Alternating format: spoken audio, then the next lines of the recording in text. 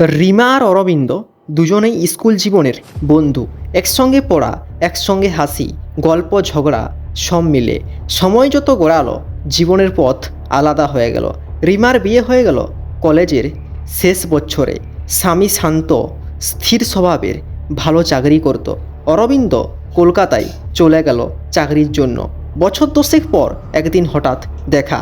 রিমা তখন নিজের সংসারে ব্যস্ত, এক ছেলে, এক ঘর, একরকম শান্ত জীবন। অরবিন্দ একদিন সোশ্যাল মিডিয়ায় মেসেজ করলো, রিয়া মনে আছে আমরা একসাথে টিফিন ভাগ করতাম? একটা পুরনো নাম, পুরনো হাসি রিমার মনে এক অদ্ভুত কাঁপন এনে দিল। সেই দিন থেকেই শুরু হলো কথা। প্রথমে পুরনো দিনের স্মৃতি, তারপর ধীরে ধীরে আজকের জীবনের কথা।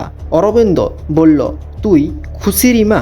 রিমা একটু হেসে এবং থেমে বলল, হ্যাঁ খুশি তো আছি, কিন্তু মাঝে মাঝে মনে হয় আমি হারিয়ে গেছি নিজের ভেতর। দিন যায়, কথা বাড়তে থাকে। রাতের নিঃশব্দে মেসেজ, কল, হাসি, ছোট ছোট গোপন আলাপ, যা একরকম বন্ধুত্ব ছিল তা ধীরে ধীরে অন্য কিছুর রূপ নিতে শুরু করলো। একদিন অরবিন্দ বলল, তুই জানিস এত বছর পরও আমি কাউকে তোর মতো পছন্দ করতে পারিনি। রিমা চুপ, কিন্তু তার মনে একরকম উষ্ণতা ছড়িয়ে পড়ল, যা সে বহু বছর পায়নি। রিমার স্বামী দীপন তখন কাজের চাপ নিয়ে ব্যস্ত। সংসারে ভালোবাসা ছিল, কিন্তু সেই আগের উচ্ছ্বাস হারিয়ে গেছিল। অরবিন্দের কথায় রিমা যেন আবার তরুণী হয়ে উঠল। দুজন একদিন দেখা করার সিদ্ধান্ত নিল। একটা ক্যাফেতে তারা দুজনে চুপ করে বহু বছর পর মুখোমুখি দেখা করলো। চোখে চোখ পড়তেই অজানা অনুভূতি। অরবিন্দ ধীরে ধীরে বলল, তুই এখনও আগের মতোই রিমা। রিমা শুধু হাসলো, কিন্তু সেই হাসির ভিতরে ছিল এক অপ্রকাশিত আবেগ। তারপর থেকে দেখা বাড়ল। একটা সময় দুজনেই বুঝল তারা একে অপরের প্রেমে পড়ে গেছে। কিন্তু ভালোবাসা মানেই তো সবসময় সঠিক কিছু না। রিমা জানত সে একজনের স্ত্রী, এক সন্তানের মা। তবুও মন যখন পুরনো বন্ধুত্বের ভালোবাসায় ভরে যায়, তখন যুক্তির জায়গা থাকে না, তখন নিজের মনের মধ্যে লজিক চলে না। কিন্তু একদিন সব ভেঙে গেল। দীপম রিমার ফোনে মেসেজ দেখে ফেলল, আজ তোমায় না দেখে ঘুমাতে পারবো না। রিমার মুখ শুকিয়ে গেল। দীপন কিছু না বলে শুধু তাকিয়ে রইল, চোখে প্রশ্ন, ব্যথা, হতাশ। সেই রাত ছিল নীরব, ভারী।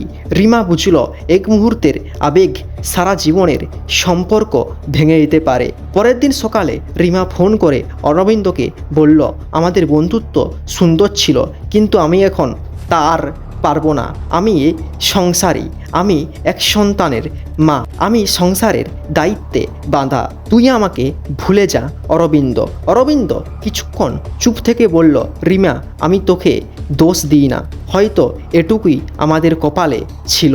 তারপর আস্তে আস্তে রিমা নিজের সংসারে ফিরে গেল।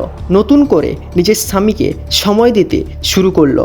বছর দুয়েক পর একদিন ট্রেন যাত্রা করতে করতে দূর থেকে দেখল অরবিন্দকে বউ বাচ্চা নিয়ে হাসছে। চোখে চোখ পড়ল না, কিন্তু রিমা মুচকি হেসে মাথা নিচু করে বলল, তার মানে একটাই কথা, সব ভালোবাসা পাওয়ার জন্যে নয়, কিছু ভালোবাসা শুধু মনে রাখার জন্য। ভালোবাসা কখনোই খারাপ নয়, কিন্তু ভুল সময়ে ভুল জায়গায় তা জন্মালে সেটা পরকীয়া এবং অনুশোচনা হয়ে যায়। মানুষ যদি নিজের আবেগের ওপর নিয়ন্ত্রণ করতে পারে, তবে শুধু নিজের নয় অন্যেরও জীবন বাঁচায়। সত্যিকারে ভালোবাসা মানে সবসময় কাছে আসা নয়, কখনো দূরে সরে যাওয়া ভালো, নিজের ভালোর জন্য এবং নিজেদের ভালোর জন্য, পরিবারের ভালোর জন্য। তাই প্রত্যেককে বলবো এরকম নিশ্চিত সম্পর্ক থেকে দূরে থাকুন। দেখা হবে সাবধান বাংলার পরবর্তী এপিসোডে।